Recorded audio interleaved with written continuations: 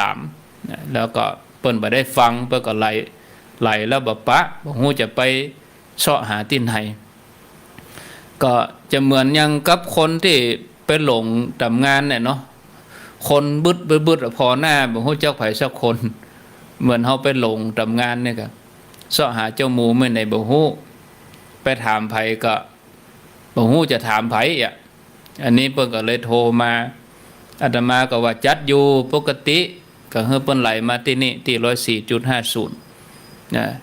ถ้าจะให้ลูกหลานโทรตัวก็ได้ยินเสียงเปิ้นห้องว่าแบ็กกราวด์ เสียงลูกหลานอู้ตัวก็อินดูคนเฒ่าเนาะคนเฒ่า 3-4 ท่านน่ะตะเกียโทรมาหลังไมค์ก็อินดูเพิ่นหันใจเนาะเป็นหยังไหลซ่อหาดังที่ไหนก็ฟังที่หันเอ้าโทรมาต่อบัดนี้เวลา 4:10 นาทีท่านผู้ฟังกำลังรับฟังรายการสารธรรมยามแลงอยู่กับอาตมาภาพพระครูอภิวัฒนวิกรมวัดปากตังเจริญอำเภอดอยหล่อจังหวัดเชียงใหม่ตามปกติชั่วโมงที่2นี้จะเป็นท่านอาจารย์วรรณชัยชยานันโทวัดพุทธศรีคีรีตำบลบ้านแปะอำเภอจอมทองจังหวัดเชียงใหม่เป็นประจำทุกวันพฤหัสบดีสุดท้ายของเดือนก็คือวันพัดสุดท้ายของเดือนนี้จะเป็นท่านอาจารย์วรรณชัยแต่วันนี้ติดต่อท่านบ่ได้ตอนนี้ 98.75 ก็ออกอากาศแล้วเนอะศรัทธาญาติโยมท่านทั้งหลายเราก็จะหับสายไปถึง 4 โมงเช้าแล้วก็มาอู้ธรรมะต่อเหลือเวลาประมาณ10 นาทีท่านจะโทรมาก็ขอเจริญพรที่เบอร์ 0998366322อ้าวตุลุงมานิดว่าจะได้ก็กราบนมัสการท่านพระครูครับใบสาครับตอนเรื่องที่กรรมเก่าตะกี้นั่นน่ะร้องว่าใจที่ว่าย่านอย่างเกิดเหตุก่อนเนอจะไปเอาหูเบาจูเอาง่ายๆพิจารณาวิเคราะห์เลยก่อนเนาะอาจารย์เนาะครับนั้นมันจะถูกแล้วทำอย่างเรื่องกวะเข้าไห่เข้าตุลุงตุลุงจะอู้ต่อหน่อยนะอาจารย์นะนิมนต์อันไห่เข้าถ้าจะคือไห่มันอดจะแท้แต่ก่อนนี่เพิ่นเอาไม้ซ้อนะไม้ซ้อมาเจาะมันจะเป็นว่าเนื้ออ่อนใจก็ไม่ใจเนื้อแข็งใจก็ไม่ใจมันจะเหนียวแล้วมันจะทนเลยเอาไม้สักแล้วเข้าจะบะแดงโดยเนื้อเนี่ยนอนถ้าเขาถ้าแม่แต่ก่อนนี่วันนี้ปัจจุเขาลุกตอนหน้าหนาวตอนอยู่ปอซีนี่นะครับลูกมาเห็นไฟไว้จ่อยใส่หลวงแม่กำเลยนะแม่ถึงเข้าเขาหนาวอย่าตะลุงเราแตกอะเนาะลูกมาดังไฟลวดหิงเข้าว่าตัวให้พื้นเนาะเขาตัวขี้งานะตัวขี้งาจุ่มยังนะกับแม่ว่าเอาหลวงใส่เนี่ยนี่คือไฟบ่อนะมาอันให้เข้ามันจะลึกครับมันจะได้กี่ไหนนะก็เข้าเย็นก็ย่ำเปิ้งก็ยังเอาหนุ่ยสั่งตังบนหั่นเนาะถ้าหายเข้าขึ้นอ้อยอ้อยแล้วเข้าเย็นก็ใส่เนอฝาเจอร้อนหมูจักมีเปิดจอไม่ซักขวบอย่างตัดแดนได้2อย่างกันนะพวกครับเวลาเอาปีไหนน้องนักนี่โคตรเข้าใส่ฝาเจอปั้นบีจานก่อนนะที่ปอปั้นยืนมันในแม่ปั้นยืนเขาก็แบมือกินกระป๋อเนาะเปิ้นปั้นเข้าของเขาหรอเนาะโอ้แม่ถ้าใครยังอันทันครูว่านี่เขาเอาใบเข้าหลบไปโรงเรียน2 คนใครแก่เอานะท่านครูว่าอะไรเอาใบเข้าคนเอาใบเอาเปิ้นจะกินเป็นแกนเหรอไปได้อย่างเดียวนี่มาม่าต้องใส่ไข่4 แกนเขานั่นน่ะมันสบายได้เนาะว่าเข้าผมนี่3 เพี้ยนคนมีท่านอยู่เนอะครับเป็นไม่ซักเจาะนี่นะโอ้แต่ก่อนนี่กา3 ตัวขึ้นด้วย3 ม่อนตัวขึ้นก่อนลงรุนเนี่ยก็มีม่อนนึงก็เป็นม่อนนึงดินไหก็ดำที่ไฟมันร่วงนั่นนะเนาะแม่นแล้วก็ฟัดเจอแบบมันขึ้นมารู้เนาะฟัดเจอออกเอาไหทุกใส่เอาม่อนนึงลงคนกะคนเข้าเดี๋ยวนี้มันง่ายมันแบบถ้าเพื่อแก้เข้านี่มันได้นะอาจารย์ได้อะต้นนั้นเหลือน้ำไว้น้อยหรอน้ำข้าวหมวกนี่นะตอนนี้มันเป็นตอนก่อนมันเป็นหม้อน้ำกาบน้ำกาบว่ากับเปิ้นเอาเหลือน้ำข้าวหมวกไว้หน่อยอีนี้ถ้าหม้อน้ำกาบนี่มันมีสารอย่างออกมาดูดเข้าละถ้าพลาสติกเนี่ย มือนเข้ามือนเข้ามัน แม่น ภาษาพิษในภาษา อันตราย ประเดี๋ยวนี้นับเวลาหรอก ครับ นับเวลาแจ้มันผูกมีอันนั้นความมดธรรมานกับสารพิษอะไรเข้า ชัดเตือนลืมแจกข้าวน้ำลวกเลย เราเอาไปซื้อเข้าอย่างตามท่านมกูว่านี่นะมันบอกโกนละ มันโกนอ่ะมันโกนอ่ะใส่ถุงนั่นมันล้ำ เอาใส่อันนี้เอาใส่กระติก ครับ เสร็จแล้วมันหยุ่มสงมันไถมันเข้าฮ้อนมันไถถึงไอ้เอาไปใส่ถุงมันถึง มันไป หน่อย แจ้ไปเห็นเนาะมันแจ้ไปเห็นได้ เจ๊หมดเจ้าถ้าหมดดอนเขาอีกกินเอาข้ามด้วยแข็ง ได้ละล้ำละนี่ตอนเรื่องที่พูดตะกี้ที่ ครับไว้สาเนอร์ ต่อถ้าอาจารย์วันชัยมาก็เป็นบุญหูผมถ้าอาจารย์วันชัยบอกทุกฟังอ่ะที่ไป3 โมงแรงนี่นะถ้าอาจารย์สุนันท์ละอองศรีที่อยู่สถานีวิวบอกว่าทุกวังนี่ถึงไปไหนกะโอ้โหถ้าอาจารย์สุนันท์นี่เนาะตั้งโควิดโควาพันธุ์9 กุมภาพันธ์มาถึงเดี๋ยวนี้ต้องคิดในคนเข้ากำเข้ากำฟังเทศฟังธรรมสวดมนต์ไหว้พระวันนี้เนาะครับขอบคุณอาจารย์เนิร์ดไว้สาธุเจริญป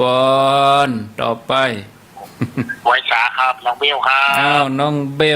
บลว่าจะได้รอฝนตกก็กำลังตั้งเขาเนาะบดมืดกำลังลมนะถ้าอย่าลมปึ้งไปเห็นนะพอท่านี่นะลมถ้าจะปัดปิวไปเห็นนี่มันจะตกแน่เขาว่า160 เมตรมันแน่วัน2 วันนี่มันแน่เดี๋ยวทำป่าจ่อนขึ้นในตกละโอ้พ่อครูไปลืมสวดเนอะวันนี้พูดถึงเรื่องนึ่งข้าวในสมัยตะก่อนก็แน่เนาะแม่นนะมันใจไห่ไม้เนาะตังพิโลกนี่เขาก็ใจอันนี้วันน่ะตังใจอยู่นะตังบ้านผมเขานี่เขาก็เวลาเขานึ่งเขาจะใจเขาจะใจไห่แต่ว่าใจเป็นไม้อะครับแต่ว่าเขาบอกว่าตั้งเหนือตั้งนี่เป็นใจอย่างใดเนาะแต่บ้านผมเขาใจเป็นใจหม้อเป็นหม้อดำหม้ออย่างทุกอย่างเนี่ยนึ่งอย่างเงี้ยครับแต่ว่ามันสมัยตะก่อนเนี่ยเขานึ่งข้าวนี่เขาจะลำเนาะมันไม่ได้ใจแก้แค่ประเดียวเนาะว่าคุณเนาะมันก็ตามแล้วจากยุคจากสมัยไปเนาะนั่นกะประยุกต์ไปโมทนาเนอสาธุ099836632มีเข้ามาแข่ม4 นาทีก็เดี๋ยวจะบรรยายธรรม2 ท่านนี่ก็มีตุลุงมานิดแล้วก็น้องเบลเนาะโทรเข้ามาช่วงที่2 09983666322เจริญปนครับท่านพระครูจากดังใดอุบาสกแม่ปูคาชัดเจนดีเนาะชัดเจนถ้ามันมีที่เลยถ้าเขาบนบ้านนี่ใช่แค่ขวนนั่นกะเข้ามาไว้ลูกมันใช่ไม่เป็นมันไม่จับกะแล้วแต่จุดปนกะก็หาที่มันจับนะเรื่องนั้นว่าเรื่องไหนเข้าเนี่ยมันเป็นมีประโยชน์กูยังแน่นอนกะเดี๋ยวว่าเรื่องเขาเป็นประโยชน์เวลาเราอ่อนให้มาฟังมาซื้อเนี่ยมัดเอาไปเอาเดี๋ยวมาเรื่องมัดใช้เตียวมาหนึ่งเนาะแต่อันนี้น่ะเดี๋ยวตีมาหนึ่งผ่านเดี๋ยวมามัดอุตตะแต่กะกันละอ่อนให้กันละอ่อนมีนมันก็มีประโยชน์ก็มีนมา8เนาะให้ไปต่างบ้านเขามีมา8นิน8คนลูกหลานจะคัดเลือกทหารกับไปนั่งบอกขนาดได้ตู้ประโยชน์หลายแต่ไอ้ก็มีประโยชน์เป็นทำผีมนึงเนาะไม่ได้ผีมนึงแต่กะก็แน่กันนะจ๊ะแน่กะโอ้ภูมิปัญญาหรอภูมิปัญญาคนเมืองมันจะแกว่งได้จ้ะภูมิปัญญาคนเมืองแน่นอนเนี่ยไอ้ก็เรื่องประโยชน์แบบเดียวมันมีแล้วเหรอเขาบ่นึ่งเข้าเขาเสียบปักอย่างนี้เดียวนี่มันไม่ค่อยแกว่งแต่แบบเดียวนี่อัน เสียบปลั๊กไฟนึ่งข้าวเหนียวก็เสียบปลั๊กไฟบ่ดังไฟดังอย่างแล้วน่ะ ครับผม มันนานได้กิน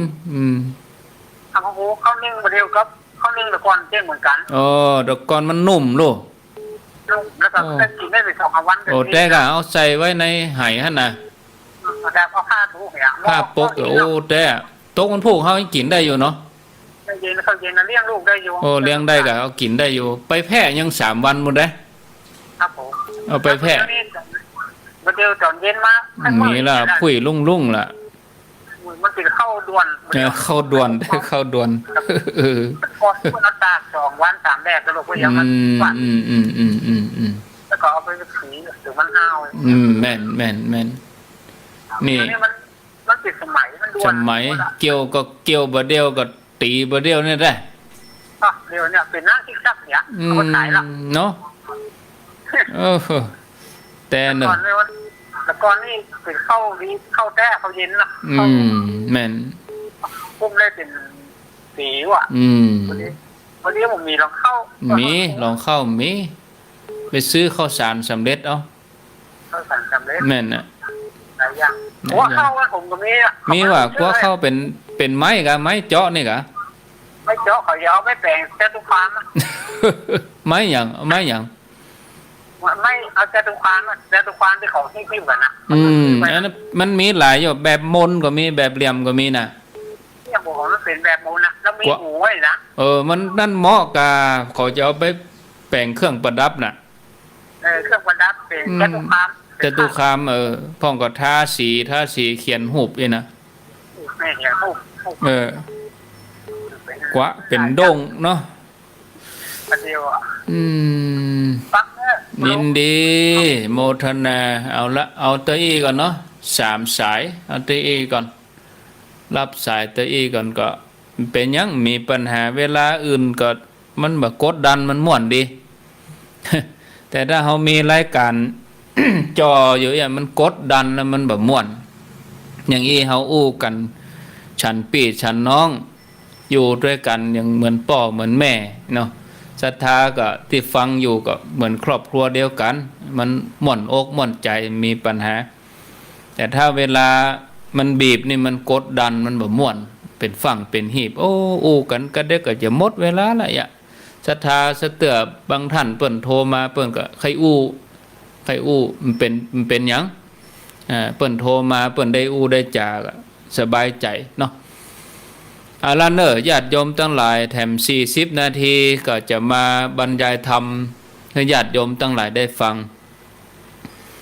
ท่านผู้ฟังญาติโยมทั้งหลายบนเส้นทางของการสร้างบารมีถึงแม้ว่าจะมีอุปสรรคปัญหามาขวางกั้นแต่ถ้าเรามีความเปลี่ยนถ้าเรามีความอดทนประกอบกับเรามีจิตใจที่มุ่งมั่นจดจ่ออยู่ที่ผลสำเร็จแล้วก็มีสติปัญญาพอเอาปัญหาอุปสรรคนั่นเหมือนกับสะพานเหมือนกับขัวที่จะให้เราเตียวข้ามฝั่งไปสู่ความสำเร็จแล้วก็แถมอย่างหนึ่งก็ด้วยบุญที่ท่านทั้งหลายได้สั่งสมมาบุญนี่ก็เป็นแนวเป็นความตั้งใจเป็นปณิธานตั้งมั่นสามารถนำพาเฮาไปสู่ผลสำเร็จได้ท่านผู้ฟังญาติโยมทั้งหลายการเวียนว่ายตายเกิดก็คือเกิดแก่เจ็บตายนี่ถือว่าเป็นเรื่องปกติของสรรพสัตว์ทั้งหลายเป็นเรื่องประจำโลกเฮามาอยู่เฮามาเกิดในห่วมจัดกันนี่คนอื่นที่ผ่านมา100 ปี200 ปีนั่นเขาก็บ่มีแล้วเพราะเขาก็เกิดแก่เจ็บตายตัวเฮาเองก็เหมือนเดียวกันถึงเวลาเฮาก็จะเหมือนอย่างเขานะอย่างพ่อแม่เฮาพ่ออุ้ยแม่มอนเฮาแต่ก่อน100-200 ปีแต่ก่อนคนหมู่นั้นมีไหนเหี่ยหมดเขาก็ปากันไปเหี่ยหมดอันนี้เป็นธรรมประจำโลกก็คือเกิดแก่เจ็บตายเป็นธรรมประจำโลกเพราะโลกนี้อยู่ในลักษณะ3อย่างเปิ้นฮ้องว่าไตรลักษณ์ก็คือความบ่เที่ยงเป็นทุกข์แล้วก็อนัตตาบอกว่าจะเป็นคนสัตว์สิ่งของ ตึงมีวิญญาณครองแล้วก็บ่มีวิญญาณครอง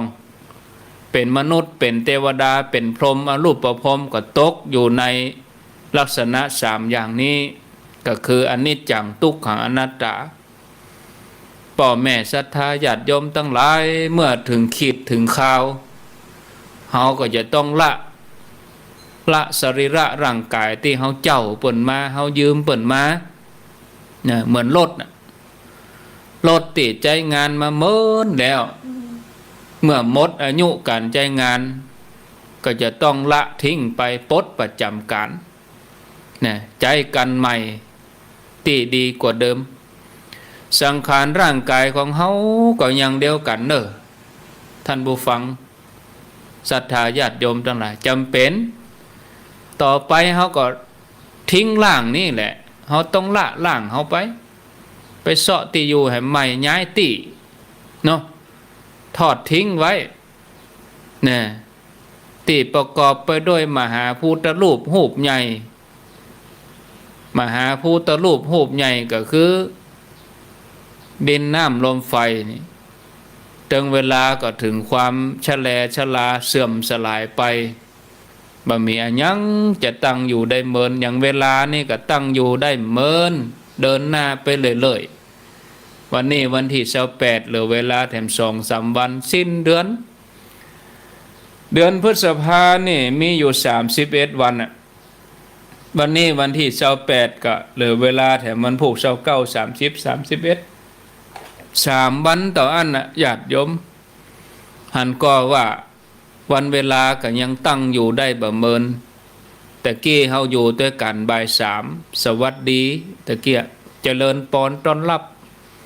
บัดนี้ดำเนินมาครั้งแห่งกึ่งชั่วโมงสุดท้ายเห็นแล้วเวลาก็ยังแน่นอนเดินไปเลยดำเนินไปเลยร่างกายคนเฮาก็เหมือนเดียวกันแต่เมินก็ไปถึงจุดนะไปถึงจุดเสื่อมสลายไปแต่ว่าสิ่งสำคัญคือก่อนที่เฮาจะไปเนี่ยก่อนที่เฮาจะทอดทิ้งร่างกายตัวเนี้ยญาติโยมก่อนที่เฮาจะไปเฮาก็ต้องสั่งสมบุญก็ว่าทำบาปเฮาจะเอาอันหยังระหว่างขาวกับดำระหว่างแจ้งกับมืดระหว่างบุญกับบาปนี่จะเอาอันหยังญาติโยมทั้งหลายการพลัดพรากจากกันไปนี่ไม่ใช่เรื่องที่น่าหวาดกลัวนะการพลัดพรากจากกันเป็นเพียงการเดินทางย้ายที่อยู่ใหม่นะญาติโยมก็คือการเปลี่ยนภพเปลี่ยนภูมิ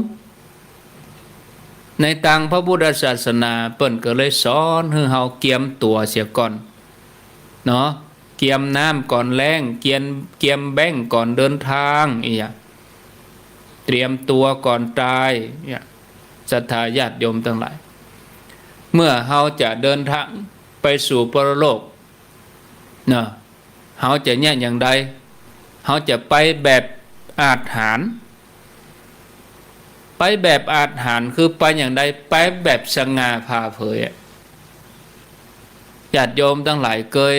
ไปร่วมงานอะไรอย่างต่างๆก็เวลาคนมีนักมีหลายแล้วเขาเดินเข้าไปในงานแล้วเขาเดินแบบอาถรรพ์เตียวเข้าไปแบบสง่าผ่าเผยไปได้ลบๆซ่อนๆเนี่ยเขาทำความอาถรรพ์อย่างอันคือเขาจะปลอดภัยในวัฏสงสารเพราะเขามีที่อุ่นใจแต่ถ้าเขาบ่มีที่อุ่นใจเนี่ยเขาจะไปแบบบาอาถรรพ์นะญาติโยมใจเขามันจะฟอใจจะแบบฟูนะแต่ถ้าเขามีตีเปิ่งของเขานั่นคืออย่างวันนี้วันโกนวันผูกวันพระเขาเสาะตีเปิ่งไว้เหียแม่แรงนี่อาบน้ำชำระร่างกายมดไม่สะอาดก่อนกินข้าวแรงก่อนตะวันตกดินทำภารกิจเรียบร้อยเก็บดอกเก็บดวง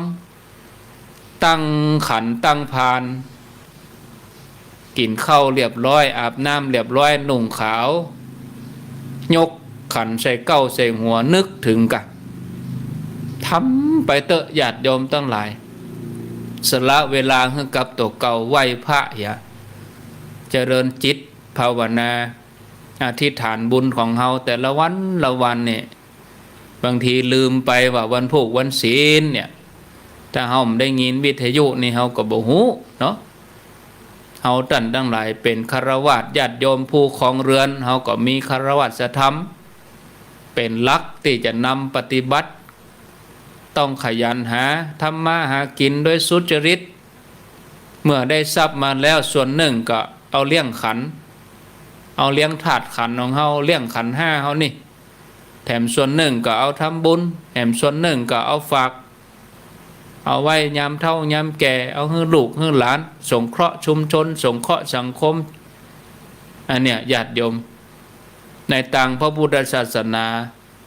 องค์พระสัมมาสัมพุทธเจ้าสอนให้เฮาเป็นผู้ที่มีจิตใจอ่อนโยนมีจิตใจที่สูงส่งได้ชื่อว่าเป็นมนุษย์นี่แปลว่าผู้มีใจสูงจิตใจเฮาสูงเพื่อมันเป็นปกติก็คือเป็นจิตใจที่เอื้อเฟื้อเผื่อแผ่ต่อเพื่อนมนุษย์ทั้งหลายเนี่ยยินดีในการฮื้อบ่ใจจะเอาอย่างเดียวยินดีในการฮื้อนักกลัวยินดีในการฮับอย่างเฮาทั้งหลายเทียบกันระหว่างวิกฤตโควิดเนี่ยอัตราส่วนคนฮื้อกับคนฮับอย่างคนไปฮับทานไปฮับแจกอาหารเนี่ยยาวเป็นกิโลแล้วคนฮื้อเนี่ยมีเท่าใดเป็นยินดีในการฮื้อกับยินดีในการฮับระหว่างจิตที่ฮื้อกับจิตที่ฮับจิตที่กึดจะฮื้อกับจิตที่กึดจะเอาเนี่ยมันต่างกันนะแต่ก็ว่ากันนะเฮาก็สะท้อนปัญหาเนาะญาติโยมไผมีอันยังมีปัญหายังเฮาก็อาสาช่วยเหลือกันไปเพราะเฮาถือว่าเป็นเพื่อนร่วมโลกบ่มีความตระหนี่ทีเหนียวแต่เฮาก็มีความศรัทธาในบวรพระพุทธศาสนามันฮือตานมันรักษาศีลเจริญภาวนาทำให้เป็นประจำไปเลยให้เป็นคล้องของใจไปเลยมันยึดมั่นอย่างนี้กำนั่นแล้วเฮาจะเกิดความมั่นใจจะเล่าเรื่องให้ฟังเนอะศรัทธาญาติโยมเหมือนในสมัยของพระพุทธเจ้าชื่อว่าปทุมุตระพระพุทธเจ้านี่มีหลายพระองค์นะพระพุทธเจ้าปุตสะปทุมุตระวิปัสสีมีหลายแต่ที่จะมาเล่าในเวลานี้ก็คือในสมัยพระพุทธเจ้าปทุมุตระพระสัมมาสัมพุทธเจ้าสมัยนั้นก็มีพราหมณ์คนหนึ่งมีชื่อเสียงโด่งดังแล้วก็มีลูกศิษย์นักถึง 1,800 คนพราหมณ์คนนี้มีชื่อว่าชะพะพังคะชื่ออาจจะยากหน่อยก็เอาเป็นว่าพราหมณ์คนหนึ่งเองก็แล้วกันมีลูกศิษย์ถึง 1,800 คนเปิ้นก็มีหน้าที่สอนลูกศิษย์ให้ปฏิบัติบำเพ็ญภาวนาปฏิบัติไปจะได้ไปสู่ปรโลกโยมจะไปโทร Facebook นะอย่ามาลืมเนาะจะไปโทร Facebook โยมเนี่ยยุ่งแล้วนะเดี๋ยวอาตมา Facebook อาตมารู้แล้วโยมเอ้ยจะไปโทรถ้าจะโทรให้โทรเบอร์อย่างเดียวถ้าบ่จ้างอู้หน้าไมค์ก็เดี๋ยวออกรายการแล้วก็โทรหลังไมค์ทาง Facebook นี่ห้ามโทรนะโยมตวงพรเนี่ยโยมตวงพรศรีหะธีรวัฒน์เนี่ยโยมห้ามโทรกด2 เตื้อ 3 เตื้อโยมก็โทรติ๊กนี่เนาะจะไปโทรเตื้อห้ามโทรกรุณาอย่าโทร Facebook ถ้าโทรมันก็จะดังเนี่ยติดแล้วก็เดี๋ยว Facebook ล่มหมดละลุหมดละลุจะไปโทรใจเย็นอยู่นิ่มๆกะฟังก่อนกะฟังรายการก่อนฟังธรรมะก่อนอยู่นิ่มๆจะไปลึงกะ ฟังกันมาเมินแล้วยังลึงอยู่ฮะจะไปเหลือกรรมกะเนาะมาว่าต่อเรื่องไหนแล้วนี่โอ้ถ้าเป็นเครื่องบินนี่กำลังจะอยู่บนโซนอากาศพราหมณ์คนนี้ก็มีลูกศิษย์ถึง 1,800 คนท่านก็ได้สอนลูกศิษย์ให้ปฏิบัติภาวนาเพื่อจะได้ไปพรหมโลกวันหนึ่งคณะที่กำลังอาบน้ำตีตานน้ำท่านก็ได้หันพระสงฆ์หมู่ใหญ่ พระสงฆ์กำลังเดินทางข้ามแม่น้ำนี่ก็บ่ลึกล้ำไปหมอกเดินข้ามไปได้ แต่ก็ทำให้ภิกษุทั้งหลายต้องลำบากในการเดินข้ามเพราะว่าพระสงฆ์ก็ผ้าเนาะผ้านี่ก็เปียกบลอกซอกแซกนะเนี่ยลำบากเหมือนกันซึ่งพระสงฆ์เหล่านั้นท่านก็เป็นผู้ที่มีเสขียวัตรงดงามน่าเลื่อมใสบ่คะนึกคะนองนะบ่าอันเปิดห้องว่าคะนองเท้าคะนองมือนะท่านก็เกิดความเลื่อมใสเกิดกุศลและเจตนาศรัทธาอยากทำบุญด้วยการแปลงขัวคือแปลงสะพานพราหมณ์คนนี้กึดว่าอินดูตุเจ้าเนาะง่ายๆใครแปลงขัวเฮือตุเจ้าเตียวผ่านเมื่อเกิดอย่างอันก็เลยไปบอกให้ลูกศิษย์ทั้งหมดว่าประเด็นเนี่ยอาจารย์จะแปลงสะพานเนอะข้ามน้ำเนี่ยข้ามน้ำแม่เนี่ยคือพระเปิ่นเดินผ่านคนทั้งหลายเดินไปสะดวกสบายบ่ต้องเตียวลุยน้ำเนี่ยอาจารย์จะแปลงถวายทานพระเจ้าเป็นประมุขเป็นประธานแล้วก็เพื่อประสงค์เปิ่นเดินข้ามลำธารได้อย่างสะดวกอานิสงส์แห่งการได้ตานขัวตานสะพานนี่ก็จะได้เป็นพระวปัจจัยข้ามพ้นวัฏสงสารได้ลูกศิษย์ทั้งหลายก็หันด้วย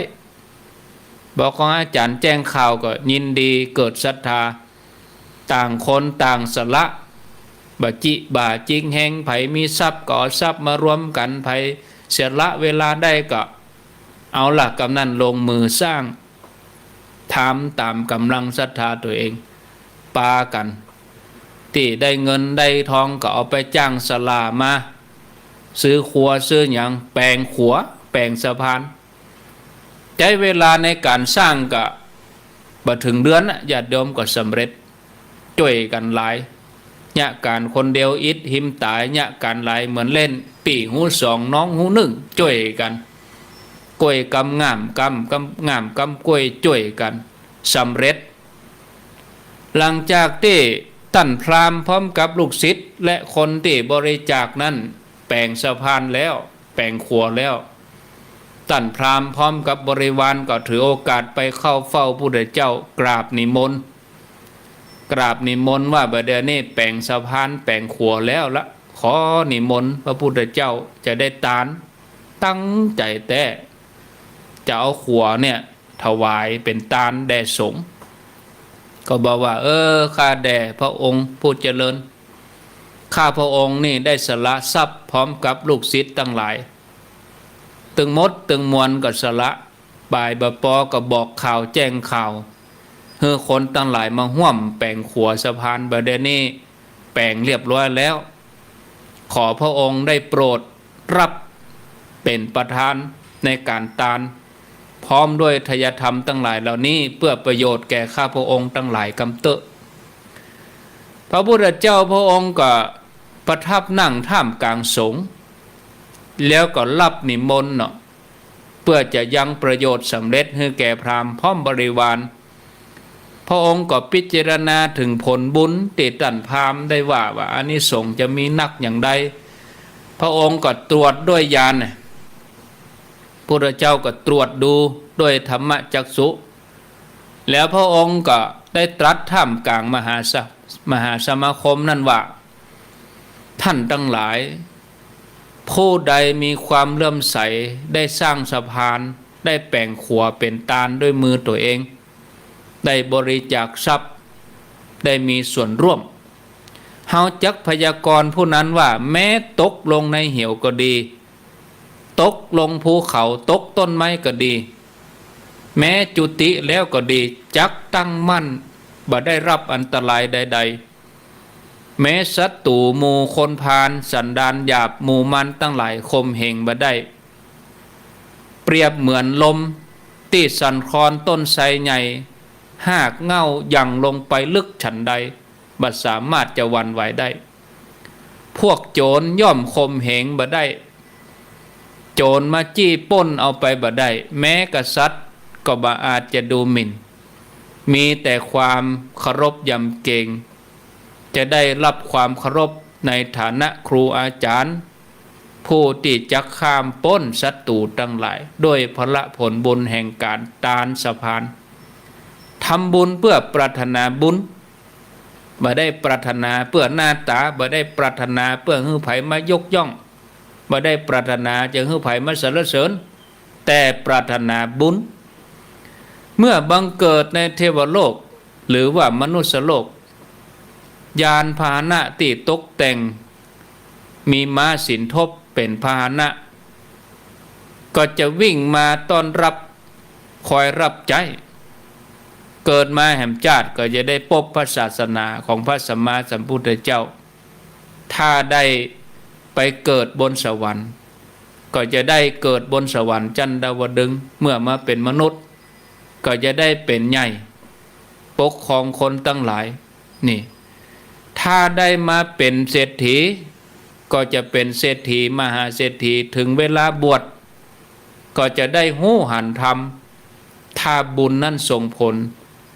เหมาะสมเต็มเปี่ยมแล้วท่านผู้ฟังญาติโยมจากเรื่องราวที่ได้ฟังเราจะหันว่าคนที่เปิ้นสั่งสมบุญไว้นักเนี่ยเปิ้นบ่หวาดกลัวต่อมรณะภัยเปิ้นบ่หวาดกลัวต่ออันตรายใดๆกลัวอย่างเดียวคือว่ากลัวที่จะบ่ได้เกิดในพุทธศาสนากลัวที่จะบ่ได้ปั่มเพ็งบุญกลัวที่จะบ่ได้สร้างบุญบารมีเพราะรู้ว่าบุญบารมีที่ท่านทำเนี่ยจะทำให้เฮาได้มีความสุขสมบูรณ์ตลอดชีวิตเมื่อเฮามีบุญนักเฮาจากโลกนี้ไปสู่ปรโลกเวียนวนเวียนว่ายแต่เกิดเฮาก็จะได้ไปสู่สุคติเหมือนอย่างพราหมณ์ที่เล่าให้ฟังนี้ท่านผู้ฟังญาติโยมทั้งหลายหมู่เฮาทั้งหลายได้ฟังแล้วสุโขปุญญสะอุจโยกันสั่งสมบุญนำความสุขมาให้เฮาจะไปชราใจเน้อที่เฮาได้อยู่ได้กินที่เฮามีอยู่ตึงวันนี้ก็เพราะว่าบุญจัดก่อนที่เฮาทำตึงวันนี้เฮาก็ใจของเก่าเฮาไปติ๊กเฮาก็ต้องทำของใหม่เข้าไปสร้างบุญใหม่ให้เกิดขึ้นเพื่อจะได้ติดตัวเฮาไปในภาวะจัดหน้าสิ่งอันอย่างที่เป็นบุญสิ่งอันอย่างที่เป็นกุศลก็จะไปมัวลังเลอย่างญาติโยมจะไหว้พระแม่แรงเนี่ยเป็นบุญหรอกดีกว่าเอาปากไปแจ่งคนนั้นไปด่าลูกด่าหลานด่าผัวด่าเมียนะเอาอันเนี้ยมาใช้ประโยชน์ไหว้พระสวดมนต์เนี่ยเจ้าแรงปฏิบัติวันพุธวันพระวันศีลมีโอกาสก็ไปวัดใดละเนอะเปิ้นบ่ได้ห้ามเราญาติโยมเปิ้นบ่ได้ห้ามบ่ให้ไปวัดหรอบ้านเฮานี่ติดโควิดกี่คนบ่มีญาติโยมบางท่านบางคนบ่ไปวัดเห็นเลยอ่ะไปก็เปิ้นมีมาตรการป้องกันนะบ้านเฮาเมืองเฮาเชียงใหม่เป็นศูนย์มาได้กี่วันแล้วสถิติคนติดโรคโควิดเชียงใหม่ฮะเนี่ยเป็นศูนย์มาได้หลายวันแล้วเหรอญาติโยมทั้งหลายจะเป็นละกะจะเป็นละวัดละวาจะเข้าวัดสาแล้วเนี่ยซ้อมไว้กะกันเดียวมาวัดก็จะเป็นเก้อเขินนะใส่ขันแก้วมันจ้างนะญาติโยมท่านทั้งหลายเนาะเอาละเนาะท่านผู้ฟังต่อนนี้ไปก็จะได้ฟังญาติโยมท่านทั้งหลาย0998366322เปิดโทรศัพท์ก่อนประเด็นนี้เวลา4:43อู้ไปก็เหลือเวลาแถม17 นาทีเราจะได้ลากันแล้ววันพุธบ่ได้ปะกันเนอะวันพุธจะเป็นตุลุงยองมาเจ้าอาตมาจะมาปะญาติโยมก็คงเป็นวันติดมันแรงแล้วก็แจ้งญาติโยมตั้งโซนสันปะตองแม่วางญาติโยมตั้งสันปะตองแม่วางห่างดงก็ดีป่าซางก็ดีโดยรอก็ดีรายการที่3จะเริ่มต้นในวันที่1 มิถุนายนที่ FM 103.50 แดนดินถิ่นล้านนาที่หงงัวน้ำบ่หลวงเนอะอันนี้เปิ้นจะรับสัญญาณตี 3 ถึง 7 โมงดูต่างฟังอิ่มฟังเต็มเนาะ 103.50 นี่ก็จะมาตึกโดยรอแล้วก็ 98.75 ก็ฮับตั้งแต่โดยรอล่องใต้ไปถึงปุ่นฮอดถึงอมก๋อย เนาะบ้านห้องเวียงหนองล่องเจริญปนเนาะบอกเบอร์กันจำเบอร์ได้รู้แต่ดูว่าจะยุดเหรอจำเบอร์ได้รู้แต่นอนนี่เนาะเจ้าเนี่ยเขาไปกุศินะแม่อยู่ไหนตันกำแพงวัดหลวงปู่ลาเจ้าป่าตึงกะเจ้าไปอยู่น่ะกะแม่เขาก็นั่งห่างเห็นน้อยอยู่บ้านนี่เหมือนถ้าปิดละหน้ากากนะเหมือนถ้าใส่เนอะจะหายใจฝืดนะโอ้อินดูคนเฒ่าอยู่บ้านกับไปใส่หน้ากากเจ้าว่าเจ้าออกซิเจนจะน้อยนะหายใจฝืดนะเจ้าโมทนาอาตมาจัดรายการนี่ไปใส่อย่างอยู่คนเดียวเนี่ยจัดรายการไปใส่หน้ากากแล้วหู้เรื่องเขาอยู่คนเดียวเฮาน่ะเนาะ0998366322แต่ออกไปทางนอกมันนะออกไปที่ชุมนุมออกไปที่คนหลายเขาก็ปฏิบัติตามระเบียบเปิ้นนะจะเดินปอนครับไว้จ่าครับท่านพระครูครับจากตังใดน้ำจ้อมสันซ้ายครับได้ยินชัดดีเนาะครับชัดเจนดีครับฟังตั้งแต่บ่าย3แล้วก็ครับฟังตั้งแต่บ่าย3เป็นยังไงพ่องกำบักเก่ากับธรรมะที่เล่าให้ฟังโอ้ซึ่งชัดเจนดีครับเป็นให้เข้าไม่ซักนี่น่ะเขียมแล้วเนาะครับบ้านป่อนี่เคยนึ่งเข้าไหที่เป็นไม้ก็ครับเคยนึ่งครับบัดเดี๋ยวนี้เป็นอลูมิเนียมไปหมดอ่ะกะครับเดี๋ยวนี้เป็นอลูมิเนียมไปหมดน่ะกะแต่เนาะบัดล่ำได้หันจดเตียวมานึงบ่ดีกับผิวกะไหอลูมิเนียมนี่มันบวมใหญ่ป่อครับมันบวมแล้วมันผิวนะแต่ถ้าเป็นไหไม้นี่มันเอาลงมอนึงแล้วมันดึงจับพอดีมันลุกไปหน่อยนึงลุกหน่อยมันจับนะมันขึ้นเวยนะครับมันดีนะอยากถามท่านพระครูครับว่าเขาสร้างหัวขวานี่ได้บุญได้กุศลนะโอ้แน่นอนขนมนี่รู้ครับก็อันอย่างเดียวกันในหมอกขังครับสร้างถนนเป็นตานี่ก็คืออำนวยความสะดวกครับโอ้ได้รับความสะดวกสบายให้คนอื่นได้รับความสะดวกสบายเนี่ยเหมือนมะข่ามานบเนี่ยมะข่ามานบนี่ขนาดว่าเอามีดไปเพี้ยวตังให้มันเป่งบ่ได้ยังไปเป็นเทวดาเนี่ยโอ้ไปเป็นเทวดามะข่าเทพบุตรหมู่บ้านทางไหนเขาเที่ยวบ่ได้เป็นตันเที่ยวเขาบ่มีที่ออกไปเที่ยวไปแฝงถนนเขาเนี่ยกันอันเนี้ยกะโอ้อันเนี้ยเอาอันเนี้ยเนอะได้อันนี้ส่งอย่างเงี้ยครับชุดหยอดละกาอนุโมทนาไว้จ้าครับสาธุเนี่ยอันนี้แถมส่วนหนึ่งก็เป็นบุญแถมส่วนหนึ่งก็จิตสาธารณะจะเตื้อโอ้ต่างกองมันกีดเปิ่นก็ขอเฮ้อเนาะตีเฮาติดถนนก็เปิ่นขอขยายเอาข้างละ50 เซนเนาะเกิงเม็ดได้ก็ได้กะเฮาก็เตียวสะดวกเปิ่นก็เตียวสะดวกจะไปจิเนี่ยหยังจะไปจิไปขางเนี่ยหยังแล้วเฮาก็เตียวกองกีดอยู่หั่นเวลาเปิ่นจะมาเทถนนรถเทบ่ได้แล้วก็มาเดือดเฮือนเทศบาลเทถนนกีด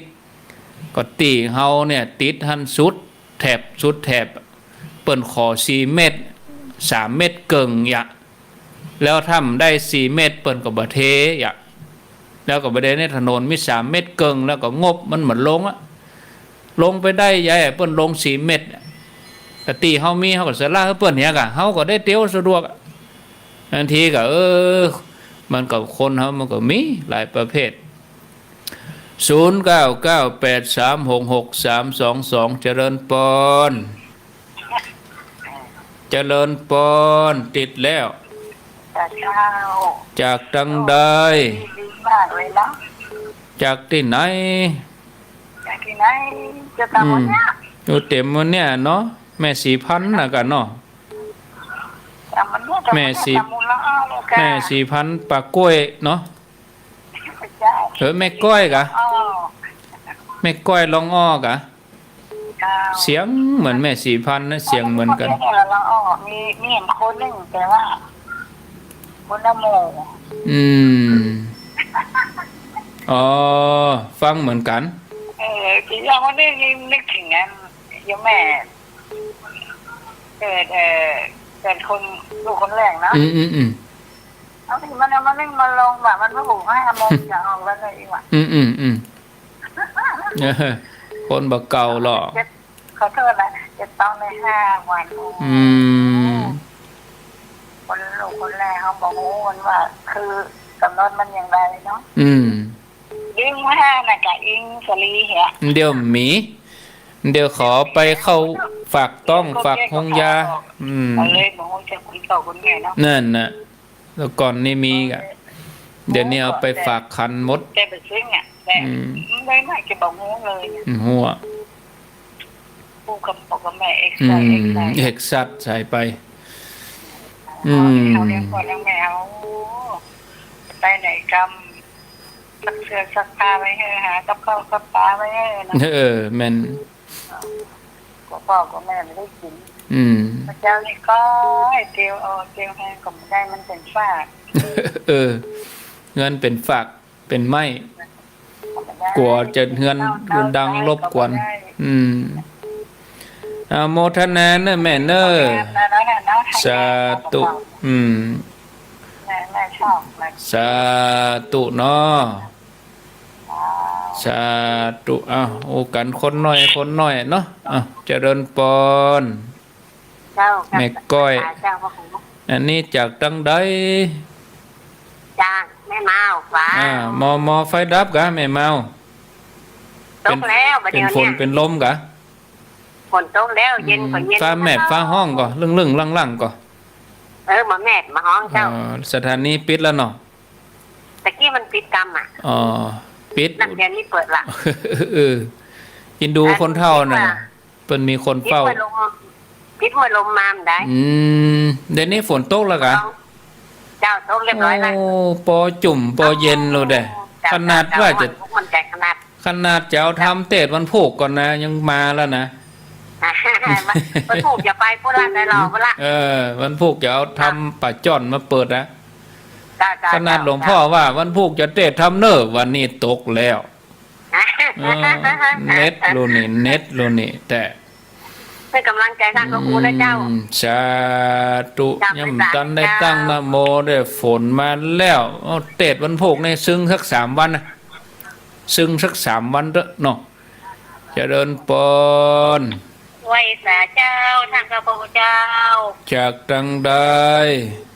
เกศจารามเจ้าปลบตบชัดกำเดียวไปหายแซบเจ้าหมอกแผ่นดินร้ายนี่กะแบบร้ายสักกำนะเจ้าเดี๋ยววัดตกพ่องเดี๋ยววัดตกมาพ่องก็อีน่ะมีกะเจ้าก็จังดีใจเหรอไอ้อย่างมาหลังก็ได้แม่มันลงมาเจ้าวัน2 วันนี่ตกแล้วยายเจ้าวัน2 วันนี่ตกแล้วก็ได้ตกมันจะได้เย็นโอ้เจ้าแต่คืนนี้เจ้า2 โมงแล้วมาอาบน้ำโอ้ไปเดี๋ยวนี้ฟังสถานีไหนไอ้104น่ะกับเจ้าได้ยินทีก็แม่เจ้ายินดีเจ้าแม่จันติบเนาะสาธุก็104นี่แม่เจ้าเพิ่นก็ตี 3เพิ่นก็แถบหางดงแล้วก็ตั้งแต่หางดงล่องใต้มาก็ตั้งแต่วันที่1เนอะโยมที่อยู่ตั้งหางดงล่องใต้มาตั้งแต่วันที่1 มิถุนาก็ถ้าว่า104บ่ได้ก็ฟังเตะ 103.50 แดนดินถิ่นล้านนาอันนี้ 103.50 ก็ฟังตั้งแต่ตี 3 ถึง 7 โมงเลยนะรายการก็เกลี่ยกันไปนะรายการก็สลับซับกันมารับสายเจริญปอนรับรายสารอาจารย์เจ้าจากตังใดจากยมพรปะเศร้าเจ้าปะเศร้าเนาะเจ้าปะเศร้าละปูนกะเจ้าปะเศร้าอุโมงค์ปะตะกี้มีท่านหนึ่งว่า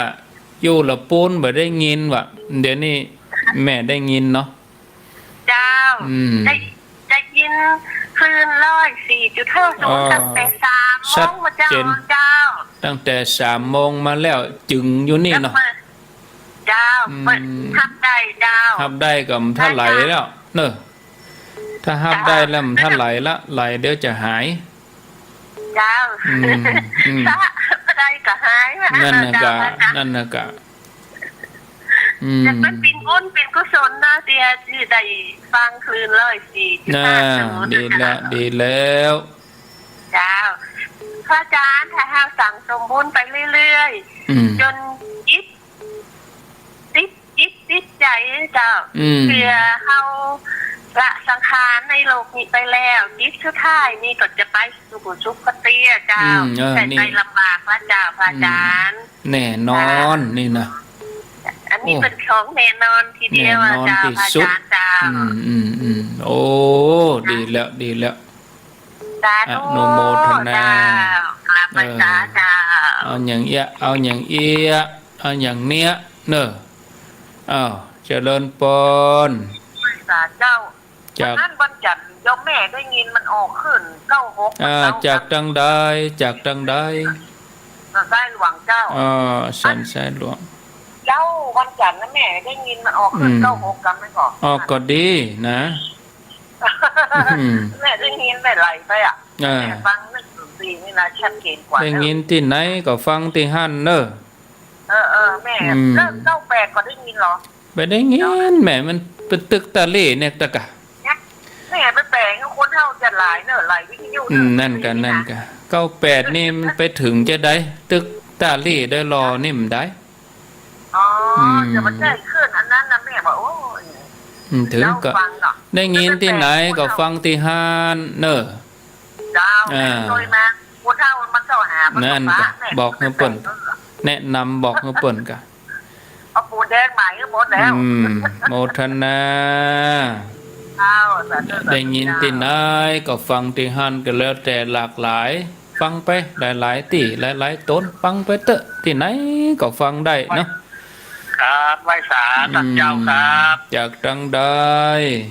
จากยังเนื้อสลับจีนะครับวันนั้นฟังปริศนาธรรมนอตัดของคุณเจ้าเนาะยังเนื่องกับหนองพึ่งนี่หนองพึ่งสันคือนี่ไผ่ไก่ไผ่ใกล้ถ้าจะว่าไปนี่มันเป็นเขตติดต่อกันยังเนื้อก็คิดต่อกับหนองพึ่งมันเขตลายบ้านผมนิดน้อยเดียวได้เป็นเขตหนองพึ่งนะครับก็เนี่ยโยมเปิ้นแจ้งมานี่ว่าหนองพึ่งสันคือนี่บ่ค่อยได้ยินว่ะโอ้ได้ยินกับผมอยู่ไกลแล้วเปิ้นกับผมถึงก่อน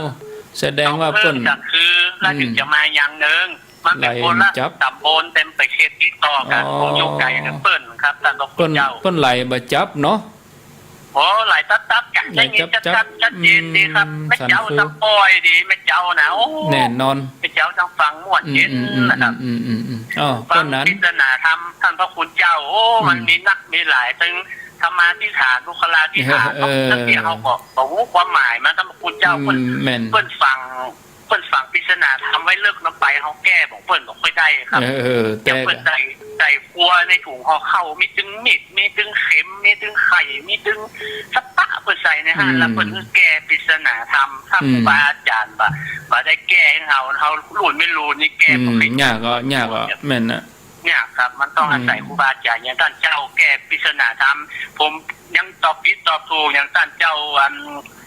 อธิบายแก้ไขตะกี้อย่างอย่างลูกตอบผิดตอบถูกว่ามันก็ได้ยินแต่มันความหมายแน่ชัดมันตอบตรงมันตอบตรงคำถามแต่มันตรงความหมายมันสวดไปมันสวดไปสวดมานะมันตรงเปิดดีแล้วครับได้สติปัญญาของเก่าถ้าเอาบ่มาใจมันก็จะลบล้างหายสูญไม่เสียดายดีบัณฑิตทั้งหลายนะเจ้าครับไหว้สาแทบใจไหว้สานะครับสาธุขอบคุณป้อนนานอีกาป้อนนานก็ฟังเอาต่อไปเจริญปอนแถม2 นาทีเนาะไหว้สาเจ้าจากดังใดบันทิหลงเจ้าบันทิหลงกะเจ้าได้ยินชัดดีก่อชัดดีละเจ้าฝนจะตกมีก่ะฝนกำลังมืดน่ะมืดกันน่ะได้รอนี่ก็มืดต่ำล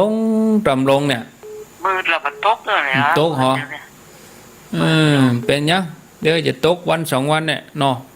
นั่นแหละเจ้า ตอนลุงบ้านเราถึงคิวเท่านั้นเนาะ ได้คิวเตี้ยรอคิวก่อน เจ้า ฟัง104กะ เจ้า ชัดเจนดีเนาะ ชัดเจนดีแล้วฟังตั้งแต่ที่3มาแล้วนะ โมทนาแม่ เจ้าไหวสาเจ้า สายสุดท้าย เจริญปอนสายที่10 เจ้า จากตังใด แยกไม่แจมเจ้า ปดโตแม่แจ่มมาปิดท้าย บ้าน ไฟดับ โอ้ เจ้า ไฟดับ บ้านหยังบ้านหยัง มันตับเจ้า บ้านตับกะ เจ้า บ้านตับบ้านท่านพระครูวัดพันแหวนน่ะ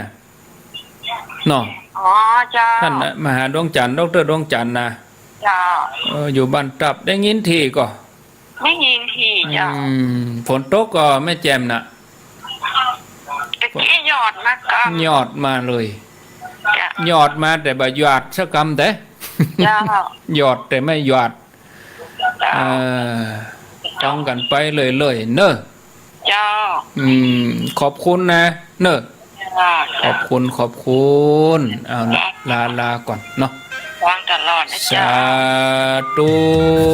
อันนี้ลาแล้ว เอาแม่แจมเป็นคนปิดท้ายรายการ ก็ขอบคุณเนอะที่โทรบัดดันก็จะไปน้อยใจ ลากันไปก่อนเนอะ